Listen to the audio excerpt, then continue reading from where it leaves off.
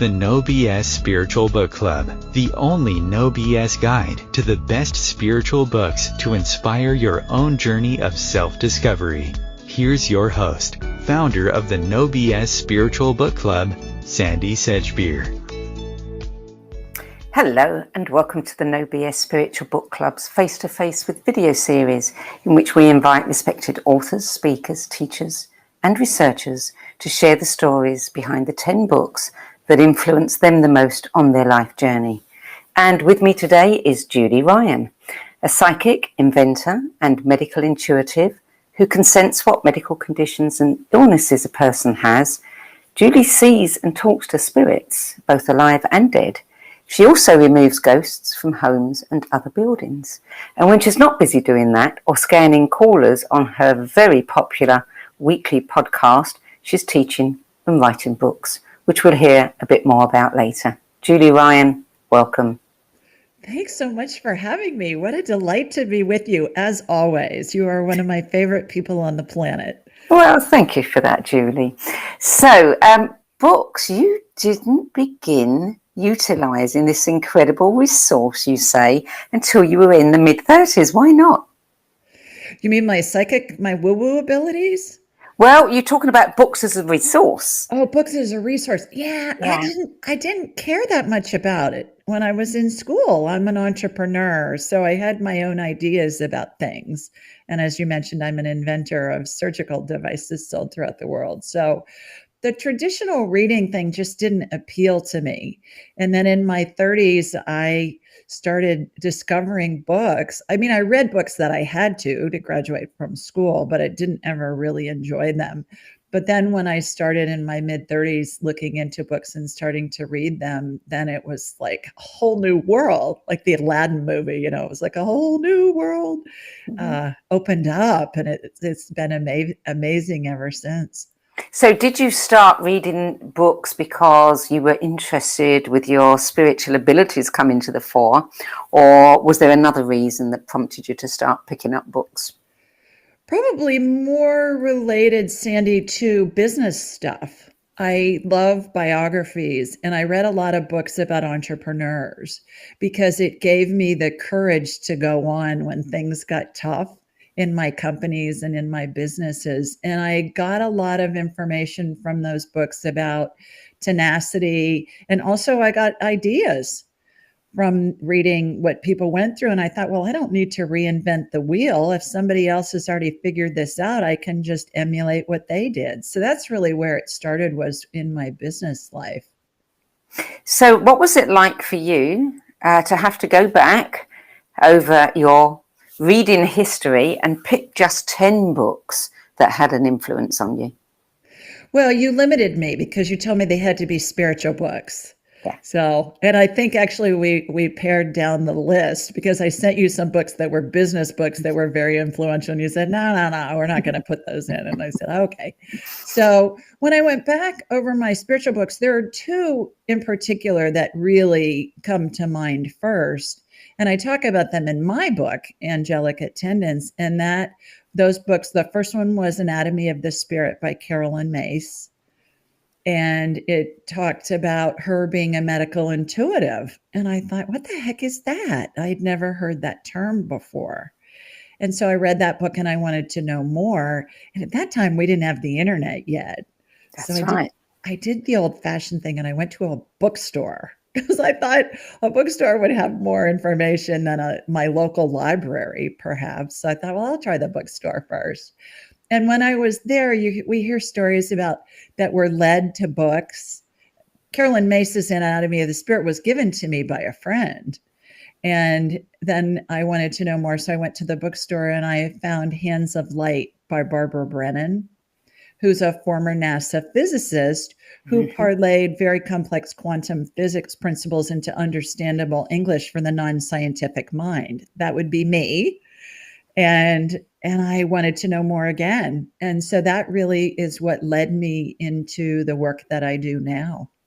So those two books, and they're first and second on your list. So that's the order in which you read them. Yes. Yeah. And is the rest of your list in chronological order? Or no, they're not. They're not. No. Okay. Just so long as we know, because then it's nice to be able to track, Yeah. your journey at certain times. So Anatomy of the Spirit, and you say that launched your 30-year spirituality quest. So what was it like for you did that really blow your mind, that book? It did, because she was using energy to heal, to help heal people. And then Barbara Brennan, of course, was coming at it from a scientific standpoint. And I had been in the medical field for quite a while at that point. So I thought, oh gosh, I'm working, inventing and designing products to help people heal. Maybe this could be another part of the equation. I was always interested in the healing thing, but I didn't want to go to school to be a doctor or a nurse. I wasn't called to do that. I was called to be a businesswoman. And so that intrigued me with Carolyn Mace's book. And then right after that was Barbara Brennan's book. So Barbara Brennan's book, that was just an amazing, amazing book, I thought, when I came across it. What did you make of that book? What was it specifically? Was it the fact that she had such a credible background and she was talking about quantum physics? Yes, and then that she had techniques that she used to help facilitate healing, and that when she was working on somebody, it could be measured in a physics lab. At a university. They would measure her and they could tell what the frequency was of the energy that was being sent. So I was raised Roman Catholic, Sandie, and as little children being raised Catholic, we're taught about angels and saints and Holy Spirit and, all that kind of stuff. So I think it set me up certainly to have that foundation of, all right, well, maybe there really is something to this. And it's not just stuff in the Bible and all of that. And so I was intrigued by that. And I called Barbara's school, which at the time was on Long Island in New York. And I said, do you have anybody teaching this stuff in my area? And sure enough, they did. And so then I trained with a woman who had graduated from Barbara's program, and she used her own methodologies and incorporated them into Barbara's books. But Barbara's books were my textbook that I learned when I was studying that stuff. And since that time, fast forward 45 years, from when she wrote that book. And this is what I teach people around the world, but it's very streamlined. That was her way. Of course, we all learn something and then we add our own techniques and our own experiences in there, and we come up with our own mix. So what was it like for you to discover that you actually had these abilities yourself? Well, what I learned was that I could learn how to do all this stuff. And what I've learned since then is that everybody has this ability. It's just a matter of developing and enhancing it. I laugh. I say, I'm not one of those psychics who's had dead people chasing her since childhood, or if I did, I didn't know it, let alone what I would have done with that information. So I learned how to do all of this stuff. And whether people think they have any abilities or not, everybody does. It's just learning to develop and enhance it then. So book number 3 on your list is one that I've not come across before. Death is But a Dream. Yeah. Finding Hope and Meaning at Life's End. And this was written by Christopher Kerr, who was the director of a large hospice practice in Buffalo, New York. That's right. He still is. And he's an MD, PhD. So I call him a doctor. He's a doctor. A doctor. And I ran across him, Sandie, and it's a fun story. And actually on my YouTube channel is an interview with him. And how I found out about him, I really believe it was divine guidance, because I was looking online on YouTube to find out, I was looking for a tutorial to teach me how to change the battery in my car key fob. Not related at all. Not at all. And Chris showed up and he did a TED talk, and he showed up. I thought everything else was all, how on the sides they have all the different choices that you have. And he was front and center. And I thought, who is this guy and what is he doing? Because it says something like end of life dreams. And I thought, oh, well, that's interesting.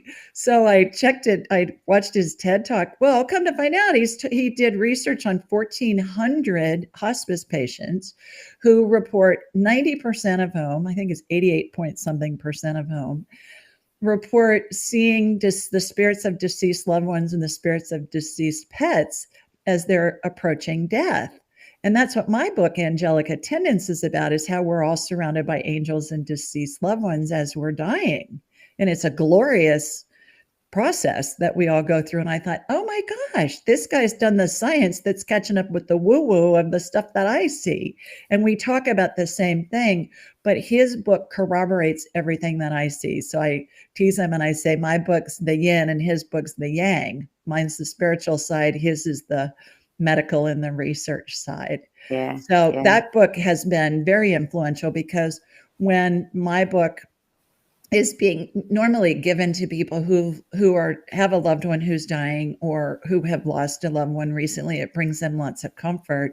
And then what I'll say is, okay, now, read this book, because here's the scientific data. And it really resonated with me, because as an inventor of surgical devices, I had to go through clinical studies before I could get my products approved to be sold. It's like drug companies have to test their pharmaceuticals before they sell them. Same with medical devices.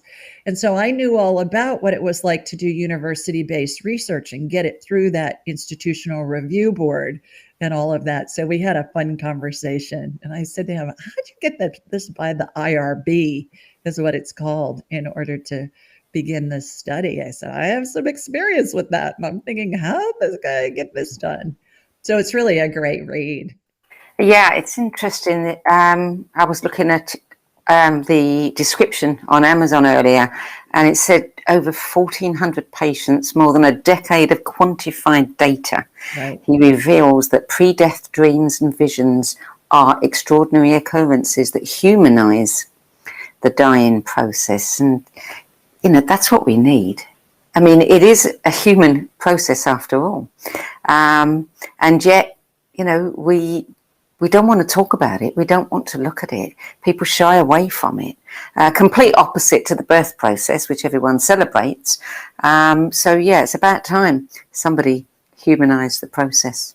Well, and I have a fun story that just happened a couple of days ago along those lines. And one of my dear friend's mother passed on a couple of days ago in the afternoon, very unexpectedly.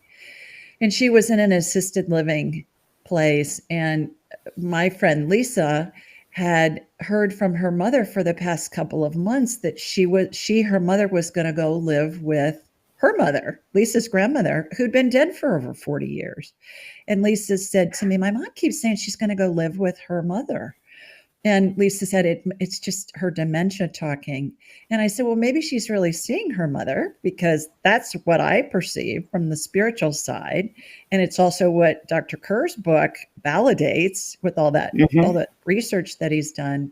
And so lo and behold, when she passed, I said, see, she really was seeing her mom. And her mom was saying, we'll be together again soon. And that's what she was telling you.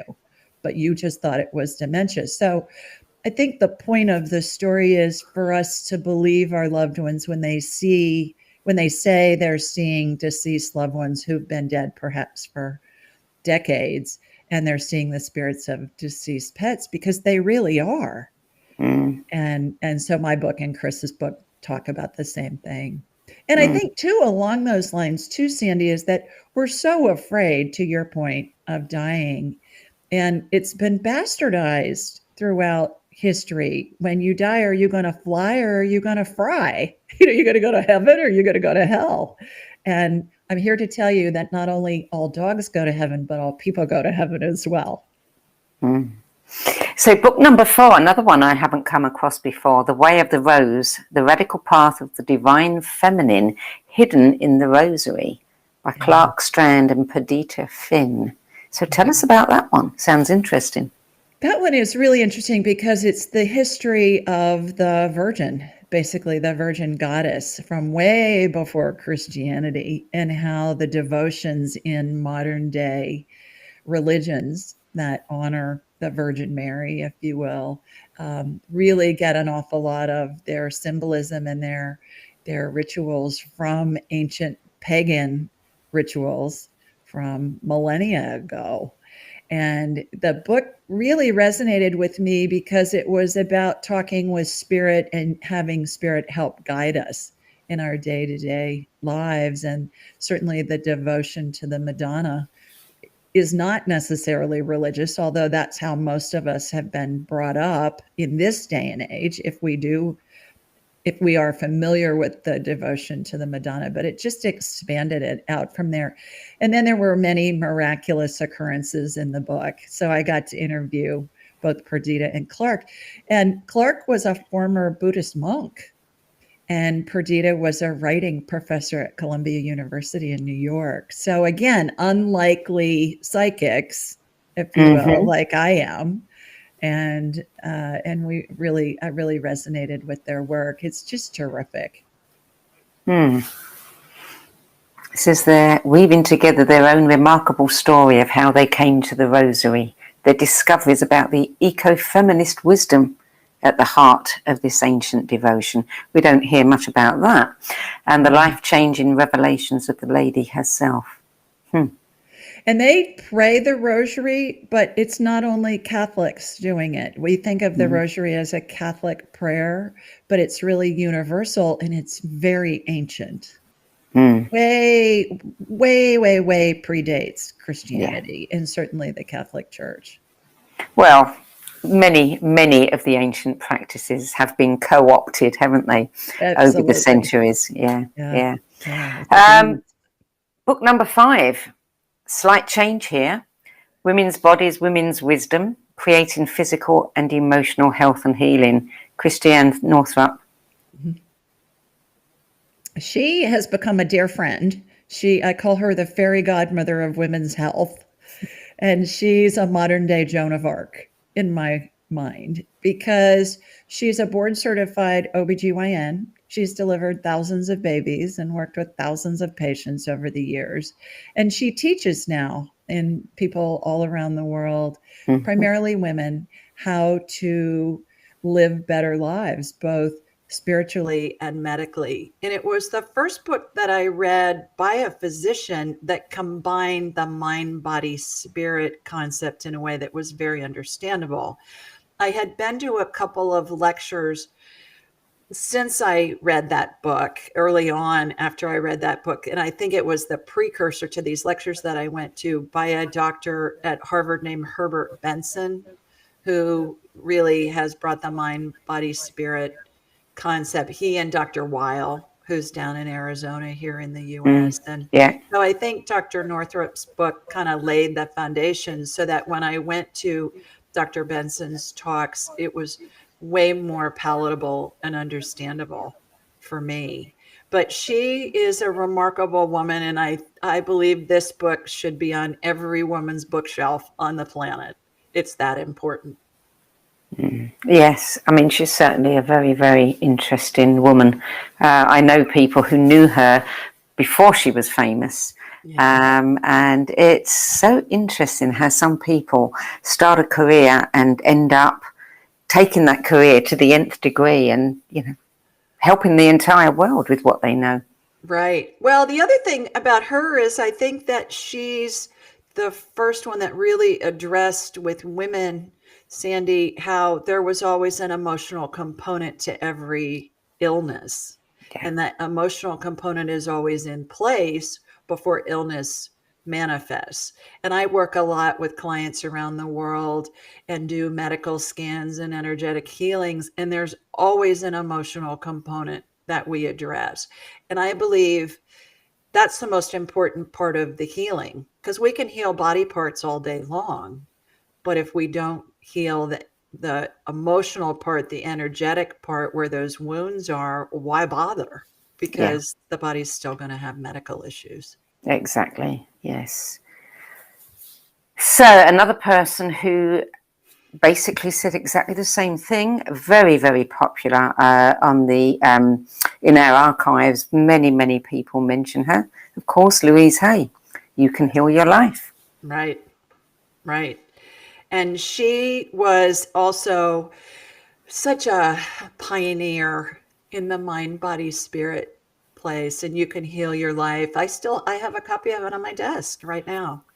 And it really, every once in a while, I'll look at it and see, okay, early on, when I first started getting into this woo woo stuff, I call it woo woo, affectionately woo woo, I would look up, okay, somebody's got a sore throat. What does that mean?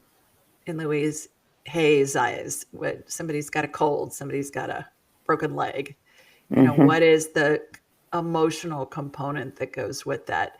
And as I just mentioned, it's such an integral part of us healing when we have a medical condition. And it's not addressed by most doctors. No, no, no. Sadly, very sadly. Yeah. It's changing. I teach a lot of doctors. A lot of Yeah. doctors take my class and people from all walks of life. And so then they'll take these energetic healing principles and the woo-woo principles back and they'll use them in their practices. And in the reports I hear are really remarkable. I believe the work that I do is part of the healing equation. So that they're adding another piece to the puzzle to help their patients heal. I'm just going to address some comments that are in the Facebook feed. Apparently there's a problem with my video feed. People can't see me. I'm hoping they can hear me. The main thing is that they get to see you. But if you can hear me, those of you on Facebook, then I think that we will be able to capture the video at our end and you'll be able to see both of us on the recording that we'll be posting later. So let's move. Great. She looks great. She looks beautiful for those of you that can't see her at the moment. Come on, keep saying it, keep saying it. I'll have some more of that. Thank you. So number 7, this book is a favorite of mine because I read this probably soon after it was published, because I love the actress Shirley MacLaine, Out on a Limb. And it was such a novelty and also so refreshing to actually read a book by someone who was very well known for something else. And she was putting her whole career on the line by talking about this. And I remember some of the early interviews she did, certainly on British TV, where, they were really making fun of her for being woo-woo, as you say. But bless her heart, I mean, she stuck to her guns all the way through. So where were you when you came across this book, and what did this book do for you? Out on a Limb by Shirley MacLaine is the book that we're talking about. And I saw her on Oprah. I used to have a video recorder back in the day. And so I would record the Oprah show in the mid-afternoon because I was working, and then I'd watch it later in the evening or on another day. And I, like you, was a big fan of Shirley MacLaine's because she was at the height of her career as an actress and a song and dance woman. And my goodness, she worked with all the biggest stars on the planet. And she always came off as a little zany in some of her roles. And then she started getting more sophisticated in her roles, like Terms of Endearment. I remember seeing her. You remember that movie? Yes, I do. I was in my 20s when that came out. And I remember being on a date and we went to the movie to see it. And I remember holding my breath in that movie because I was afraid if I breathed, I would sob. I would let out some kind of a moan or sob or something. And so she's such a fine actress and performer. And when she came out with this information on these different experiences that she was having from a spiritual standpoint, boy, it really resonated with me. Not so much because I had similar experiences, because I hadn't at that point, but it was just, I found it fascinating.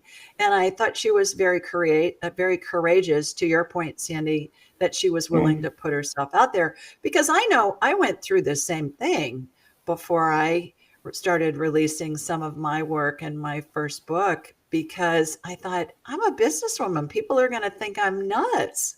This can hurt my companies and hurt my career.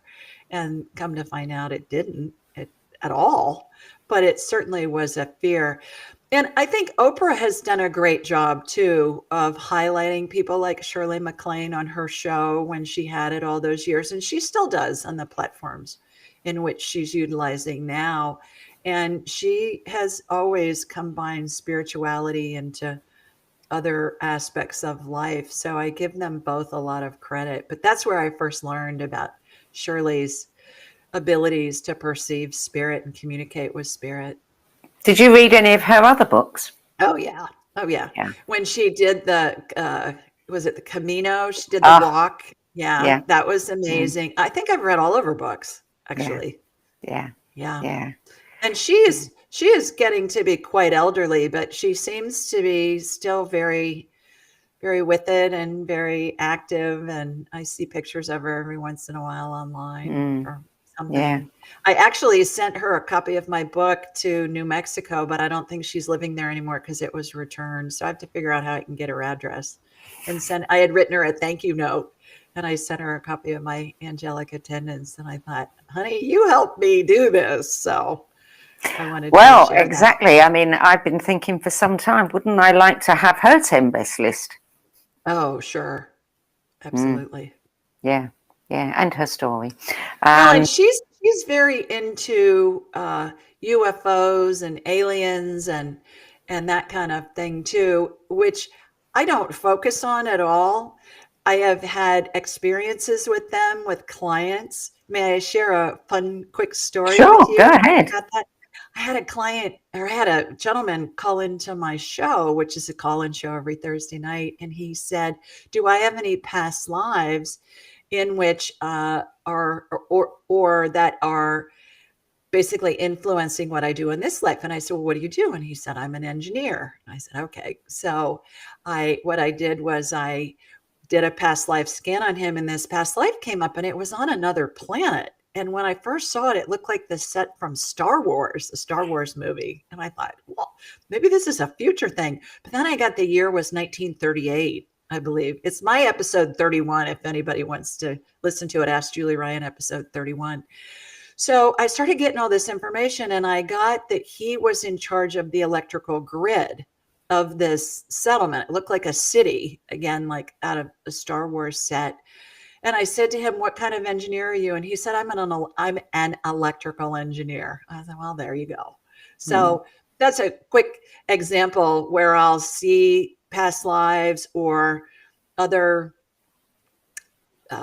entities from different universes and different planets that will come in and communicate. But I certainly am not focused on UFOs or on aliens like Shirley was. Although it's in the news a lot lately, isn't it? It is in the news a lot lately. Some people say that angels are beings from another planet.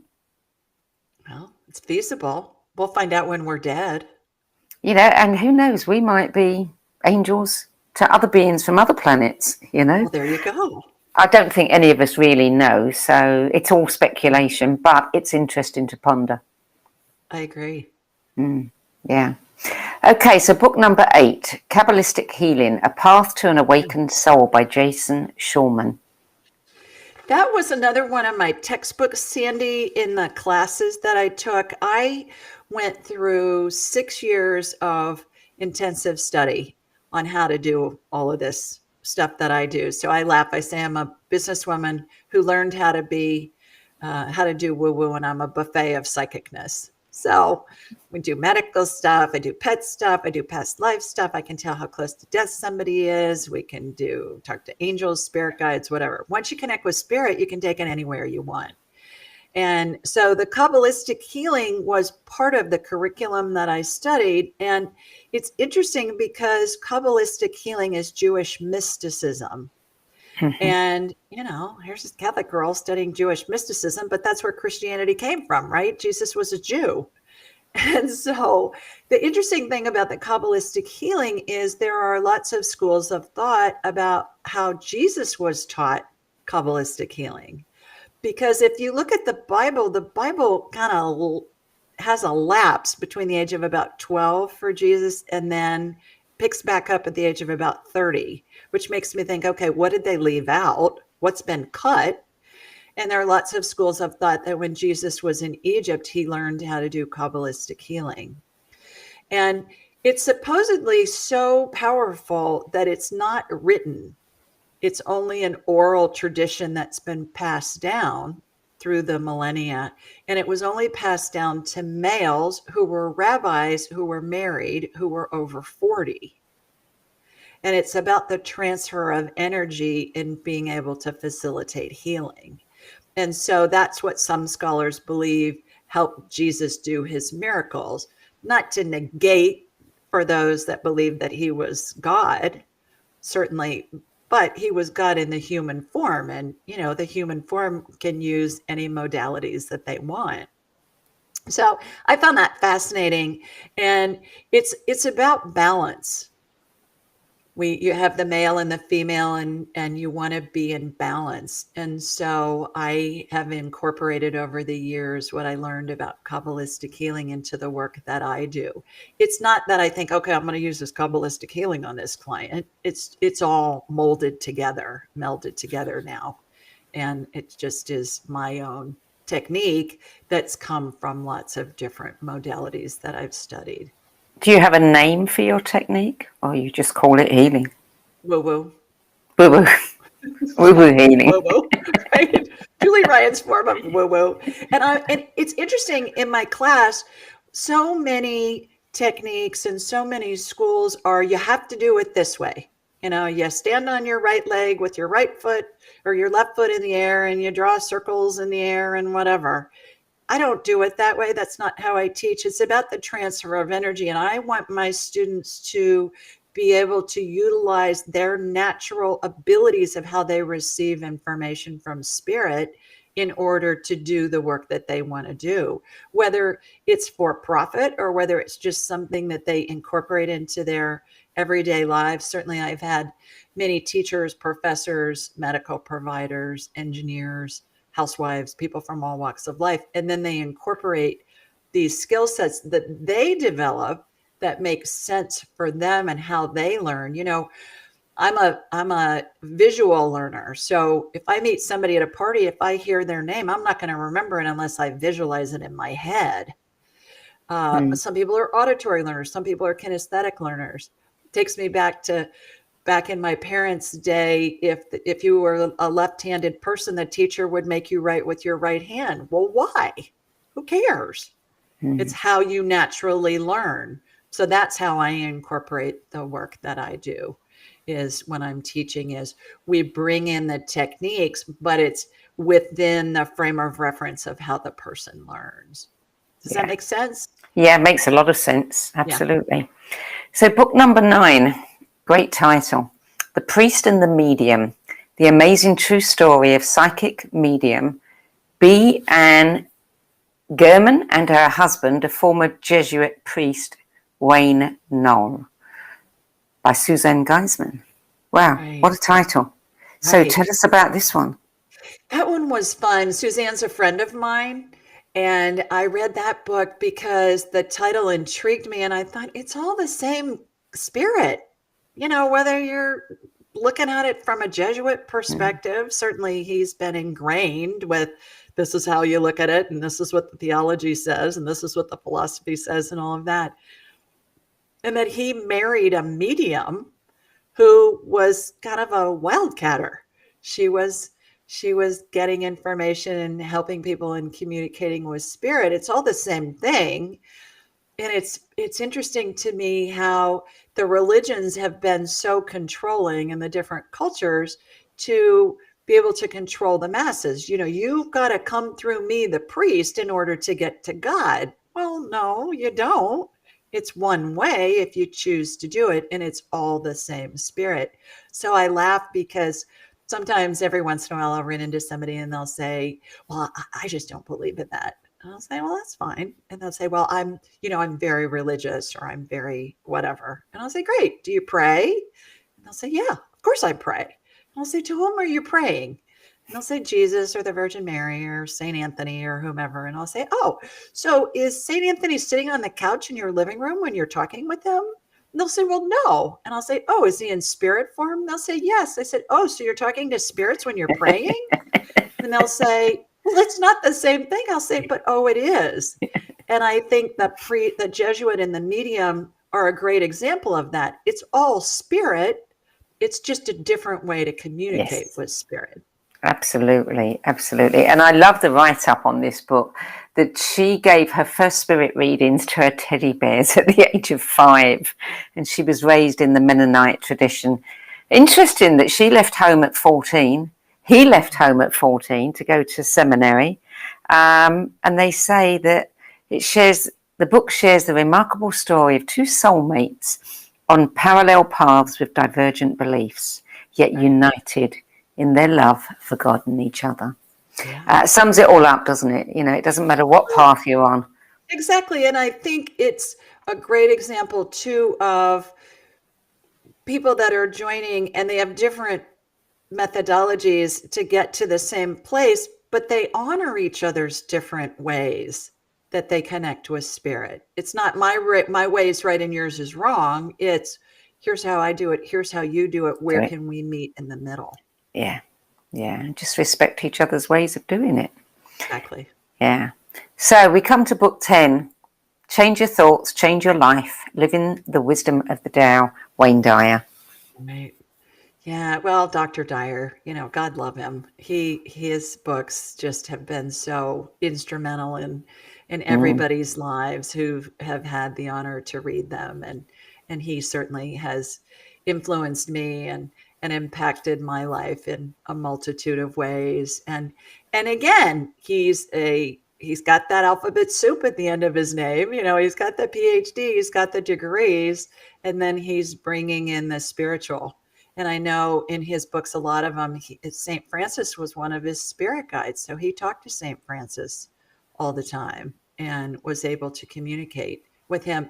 And I think the story with him about when he had leukemia at the end of his life and he had a healing, and for, I believe it was the last 5 or 6 years of his life, he'd go to the doctor, but he'd say, I don't care about hearing what the test results are because I feel great. And so he was able to live his life without any symptoms, regardless of what the tests were showing.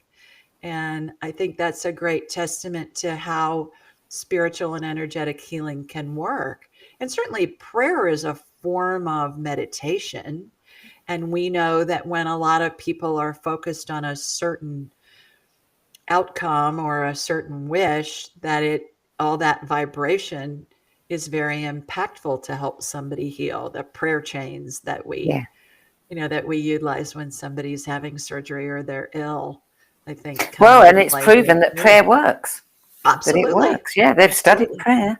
And it's not, it's intention. It's focused intention. That's what it is, Right. You put the thought and the emotion together and, you've got something powerful. We used to tease my mom, Sandie, because every once in a while there'd be somebody who was suffering and they were in their dying process and, they were just hanging on. And so she'd go to church and light a candle. And so we used to tease her and say she was lighting killer candles because inevitably she'd light a candle and say a prayer. And then somebody would die within a couple of days. So we'd tease her. We'd say, do you need to go light one of those killer candles for whoever it is that's suffering so they can go on and go? So fun story. But yeah, the power of prayer is really tremendous. Yeah. So there's your 10 books. What are you reading now?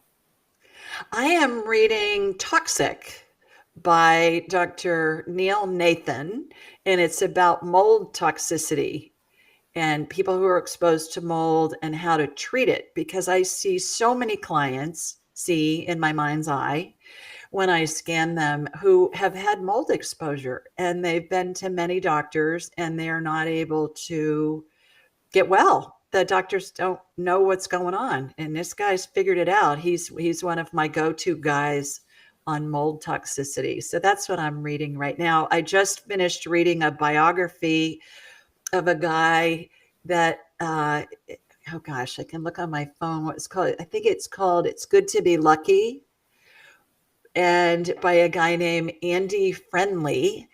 And he's an entertainment executive in Hollywood and was instrumental in lots of the American TV shows that we would know that are still on the air, some of them after 30 years. And he's married to a retired movie star, and his grandson is one of my son's dearest friends.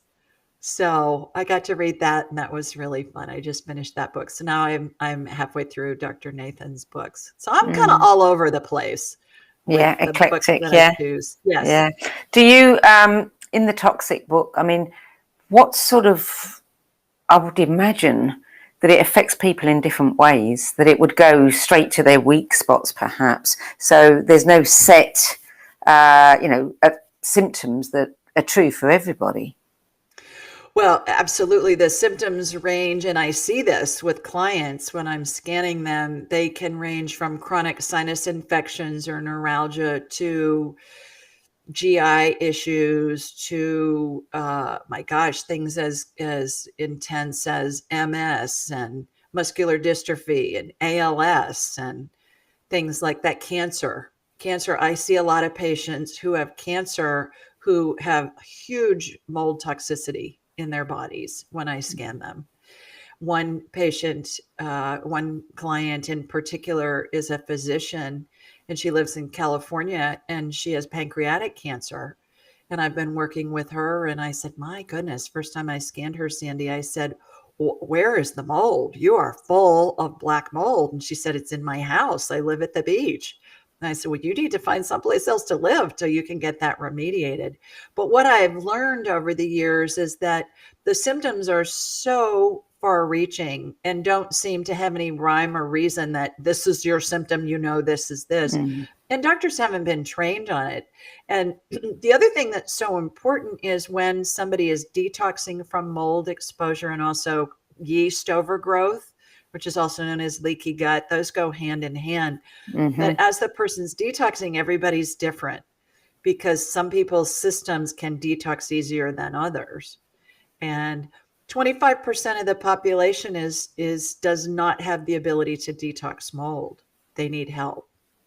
So how would one get tested? What kind of tests do they do? There are lots of tests that can be done. There are urine tests primarily where they can tell what kind of mold you've been exposed to. And I'm one of those 25% that if I walk in a room, I know instantly if there's a mold issue in there. And my husband, Sandie, is just totally oblivious. He has no reaction. And I'm saying, I'm out of here. I'm not staying here. I'm like a canary in the coal mine. So I'm one of those 25%, which I believe is a superpower because nobody needs to be exposed to that because it's toxic.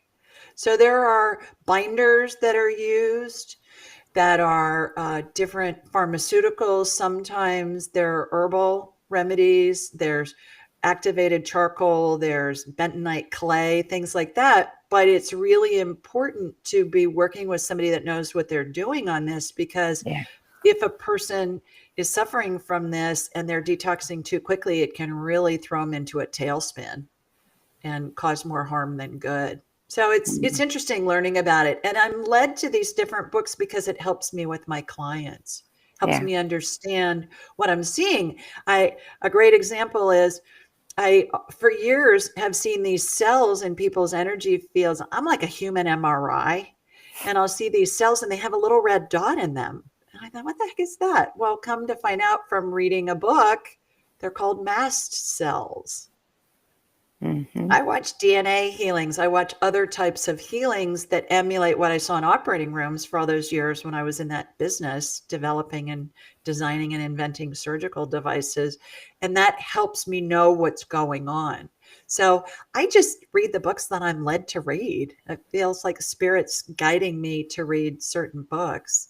And do you find it hard to switch it off? I mean, you go out and you're relaxing and socializing and, among people. Do you find that you have to, work at switching off the medical intuitive part so that you're not constantly scanning people? No, because I turn my abilities on and off at will. So I don't have them on most of the time. And it's not just for medical. I mean, if I had my psychic abilities on, I'd be seeing spirits everywhere and hearing conversations with spirits and all that kind of thing. So no, and that's what I teach is we turn it on and off at will. So no, I'm just a regular wife and mom, and I cook dinner and do Yeah, laundry and regular Ghostbuster, wife yeah, and yeah, mum. I yeah. see dead It's just people, wife and yeah, mum. yeah, yeah, yeah. My son, when he was little, he's now 29, and he was when he was little, he'd say, "Mommy, ask the spirits and beyond." I was like, "Okay, let me do that. Let me turn on my radar." Or if I walk into a place, and there's a chapter in my book that I talk about this, and I walk into a place, and so if I'm with someone who knows that I do woo woo, they'll say, "Well, what are you picking up?" I'll say, "Well, what do you mean?" I'll say, "Well, what is there any spirits in here?" I was like, "I don't know. I don't have my radar turned on. Let me turn my radar on, and I'll see." And then I do. So it's fun. Yeah. So, how did you become an inventor of surgical devices? I started out right out of college working for a medical supply company, huge global medical supply company, and I sold hospital supplies. So I would go into hospitals, and I had hundreds of thousands. I worked for a big distributor, and I worked with manufacturers. And I worked in a hospital when I was in college for 2 years in the public relations department. And they offered me a job, and I knew I didn't want to work in a hospital, but I knew I wanted to do something with medical. Like I said, I didn't want to be a doctor or a nurse or a tech or a medical provider. So I wanted to be a businesswoman. So I thought, okay, well, I'll combine the hospital sales stuff with my interest in medical things. And so I did that. And then I started my first company at 25. And because I figured out I wasn't a very good employee because I had different ideas about things. And I performed well and my sales numbers were great, but I had a boss, Sandie, that gave me grief about how my trunk was organized in my car with my samples. And I thought, who cares how my trunk is organized? Look at my sales numbers. And so I had the opportunity to bring to market a device that was being used for vascular surgery. And I introduced it to the American marketplace and started a company to do that. And then within a couple of years, it was so successful that I had some orthopedic surgeons. I was living in Los Angeles at the time that were jerry-rigging this vascular surgery product to use with total joint surgery. And I thought, we need to get this through the FDA, the governing bodies. We need to get approval before you guys just start using this for a different thing. So I helped develop that with the company that was selling it. And then they went with a big global distributor, and breached my contract. So I sued them. I was in federal court. I wasn't even 30 yet. I was in federal court for 10 days in Boston, and they walked in. That was a $30 billion company that I sued. And I thought, I'm young, I'm a girl, and I even have blonde hair, but we've got this contract here, guys. And so I won the lawsuit, and then I started a company to compete with them because I knew everything that was wrong with their product. I knew everything that was wrong with everybody else's product. And I brought in a couple of brilliant engineers, and we broke their patents and designed around it. And then I signed with the largest orthopedic global distributor on the planet and beat them at their own game with that one little product. So that's really the long and the short of how I got into that. And then since that time, I had invented several others, but that's really how I got into it. And I look back at that now at this age, and I think, oh my gosh, I can't believe I had the guts to do that. But I know now that I was being led every step of the way, and I trust that the people I need to show up when I need them, and they always do. Do you think that your psychic ability helped you in inventing devices, and maybe you didn't even know you had the psychic ability back then? Oh, absolutely. Yeah, absolutely. And I think that everybody, again, has the ability. And I just talked to a client before I got on this call with you, and he was telling me that he meditates all the time, but he doesn't hear anything from his spirit guides. And I said, well, how do you think you're going to hear? He said, well, I'm going to hear them talking to me. I said, well, they communicate telepathically. It comes in as a thought in your head. I said, they're communicating with you. You're just expecting it to be in a different way than what's really happening. So thoughts originate in the ethers, We pull them into our heads based on what we're thinking about. And that's how we're guided by our angels and our spirits. So certainly, I mean, how does a girl with a communications degree develop orthopedic surgery devices? That doesn't make sense. But that's what I've done. How does a girl with a communications degree have 9 companies in 5 industries that I've founded? I've had companies in industries that I didn't know anything about, but I was just interested in them. So absolutely, I was being led. Yeah, and that was long before I knew I could communicate with spirit. Now I do it on purpose, which makes it even more fun. Yeah, yeah. I remember reading a book some years ago. Somebody had gone to some of the top CEOs in America and asked them how they made their decisions. And a massive percentage of them said, it's my gut. Yeah. It's my intuition. And yet none of them would consider themselves psychic. Right. But I talk to a lot of them. They call me and we talk to their spirit guides and get information. That's not unusual that I'll have corporate executives and we'll do a session with their spirit guides and we'll get them guidance. So I'll help them learn how to communicate with their spirit guides by themselves. And then when they do that, then they'll do another session with me and they'll say, okay, here's what I'm getting. I need some kind of corroboration from you to be sure that I'm on the right path. And I think the key really is paying attention to the thoughts that come into your head, but pay attention to how they feel. Because if they feel neutral or good, you're in alignment with your spirit. That is spirit talking to you. If you feel bad, you're out of alignment. And our emotions are an internal GPS system that we all have.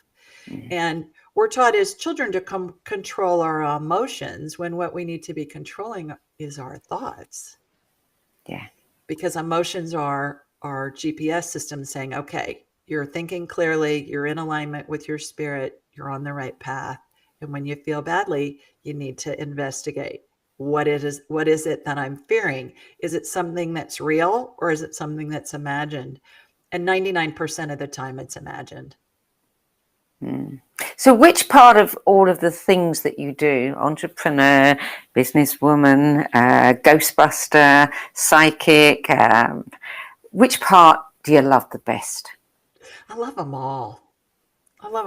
And they're all melded together now because I sold my surgical device manufacturing company. I've got a couple of companies that are still running that I have wonderful people that are running them. So I really spend all of my time these days doing the woo-woo stuff, working with clients, doing my weekly show, writing books, doing the training, and it keeps me busy. So I'm utilizing the entrepreneurial skills that I've developed over the past 40 years, and they've melded into the woo-woo and the spiritual. And it's just a blast. I have had a lot of fun in my life with these different companies that I've had. Certainly there's been a roller coaster ride. No entrepreneur goes through having a company without a roller coaster ride. But this is by far the most fun on a day-to-day basis that I've ever had. And there's still work involved. I mean, I spend a couple of hours in the office at least most days doing follow-up with clients and developing things, but it's just a blast. It's so much fun. And it's because spirit's pure love and pure joy. And that's where I hang out, talking with clients all day. That's the frequency. So tell us about your books. You've written 3 books, Angelic Attendants, What Really Happens as We Transition from This Life into the Next. I have show and tell here. I have books, as you can see. This is Angelic Attendants. Yes. And then Angel Messages for Kids was my first children's book. I had so many moms, Sandie, and grandmothers, and it's darling. Look at these illustrations. My illustrators in the UK, and they're colorful and kids love them. But I had so many moms over the years say to me, can you write a children's book so that we can explain to our small children how can they communicate and see spirits when I can't?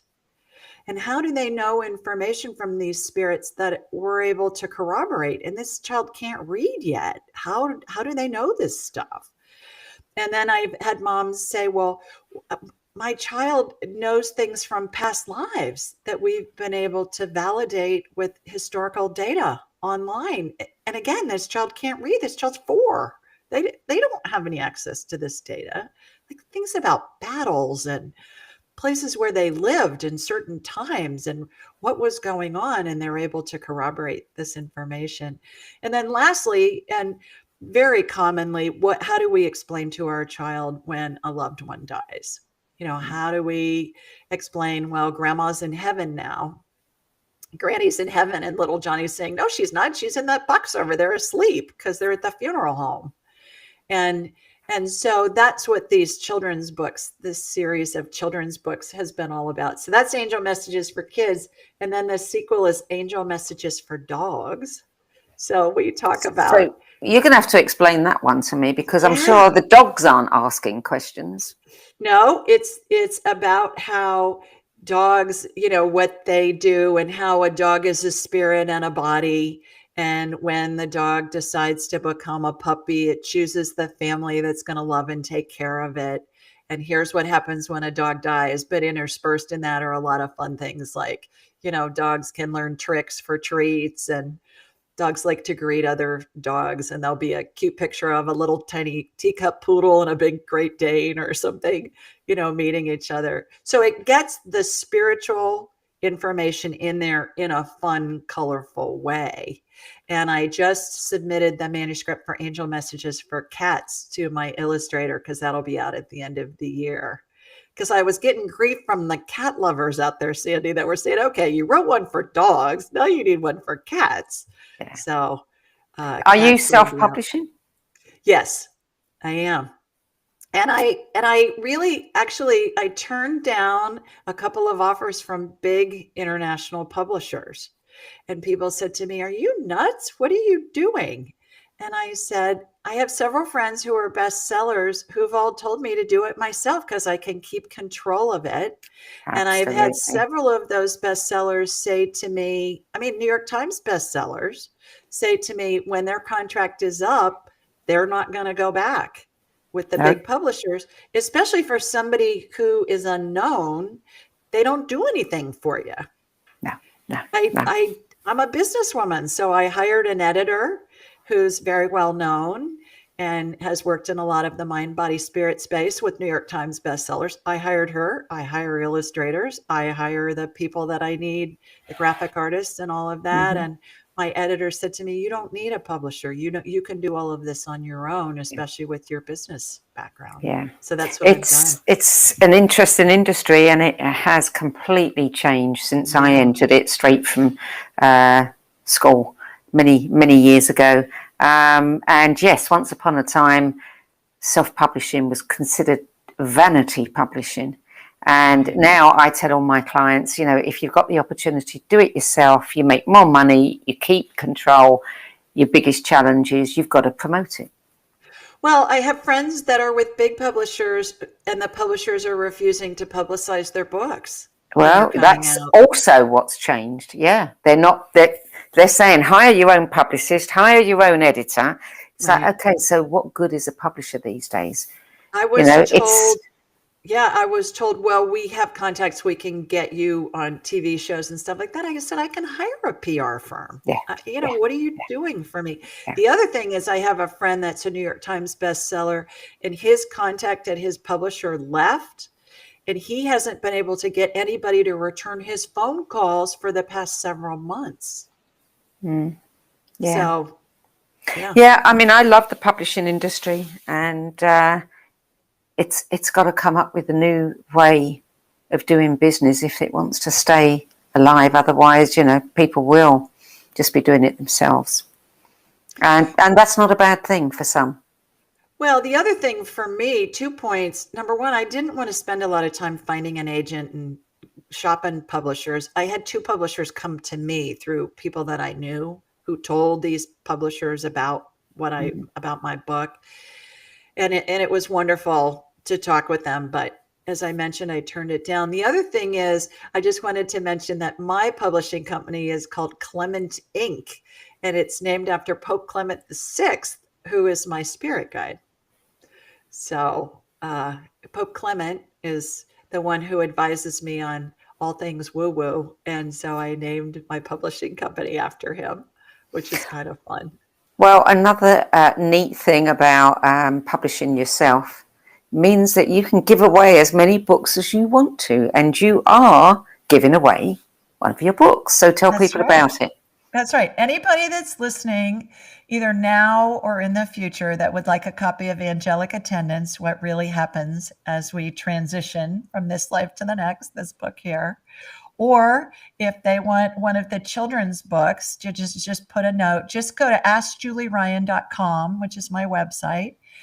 AskJulieRyan.com, click on the Ask Julie button in the menu and just say, hey, I saw you on Sandie's show and I would love a copy of Angelic Attendants. And if you have kids or grandkids and you want the children's books, we'll send you those as well. And we'll send you a digital and an audiobook version of the books. And it'll be my delight to share that with you. Because Angelic Attendants, what happens as we're dying, is the story about how angels and deceased loved ones surround us. And then there are lots of client stories in there that are just heartwarming. And they provide so much comfort to people, Sandie. And we're all going to be in that situation someday where someone we love is going to pass. So my feeling is, if you know this information up front, even if you don't have anybody at the moment that's dying, if you know this information up front, have this in your back pocket, already know it, so that it's going to help you get through it when the time comes. And then certainly for people who have a loved one who's dying, this can help provide comfort, and for those who have lost a loved one. My parish, my church, gives a copy of this book to everybody that comes in to plan a funeral. And I have churches all over the U.S. of all denominations that use it in their Bible study classes and in their book clubs. So it provides so much comfort to people. Yeah. Well, thank you for that generous offer. And before we close, tell people a little bit about your podcast and where they can find it. Well, we do it live every Thursday night at 8 Eastern. And so it's distributed all over. It's a syndicated radio show. So it's on a lot of radio stations here in the US. And then we remove the commercials and release it as a podcast. But I'll have people call in from all over the world and they ask Julie Ryan. They ask me a question about medical or their pet or their love life or their work, or should I move, or can you communicate with my deceased loved one? What phase of transition is my dying mother in? What does she need? I communicate with patients all the time who are dying and are unable to verbalize what they need anymore. So I'm kind of like an interpreter, from the spiritual world, and it really helps the families when that happens. So it's a plethora of questions. It's always fun every week, new callers, new questions. And it's always fun to see who's calling in and what their questions are. I'm sure. So AskJulieRyan.com. Everything's there. The call-in numbers, all of that. Julie Ryan, thank you for joining us today. It's been a delight speaking with you and hearing about your 10 best spiritual books. Oh, my pleasure. Thanks for having me. Oh, you're welcome, Julie. Okay, that's it for today. Thank you for joining us. If you want to be the first to be notified of these events and new 10 best spiritual book lists as they get published, sign up for our newsletter at the NoBSSpiritualBookClub.com. You can also download audio versions of each episode, and you can listen at your leisure to OmTimes Radio, iTunes, Spotify, Anchor, and many other podcast sites. So that's it from me this week. I hope you'll join me again at the same time next week. Till then, it's goodbye from me.